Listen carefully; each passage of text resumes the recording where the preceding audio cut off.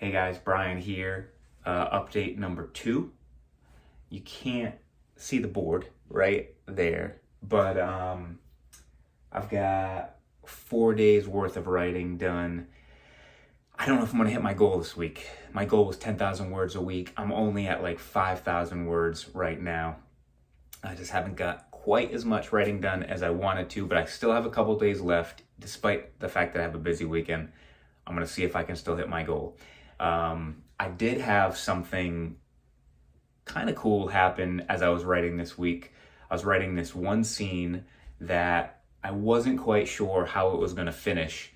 And I kind of led the character through the scene, and I got to the end, and I had a couple of different choices about how I was going to finish this scene.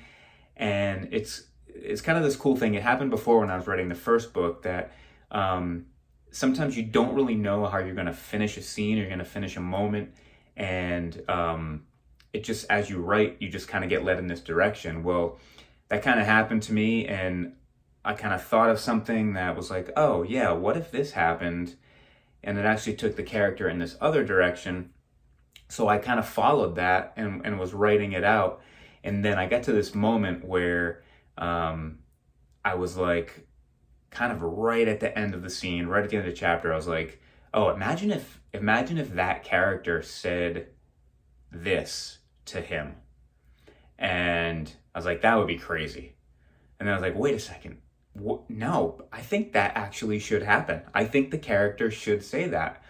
And so I just went with it and I wrote it and didn't know if it was going to end up not being a good idea or not, but I think it is. And so doesn't happen a ton, but it's like one of my favorite things in writing when you sort of discover this sort of twist on a scene that you didn't even see coming, and then it just happens and you're like, oh, that's so much better than what I thought was going to happen. So I did have one of those moments.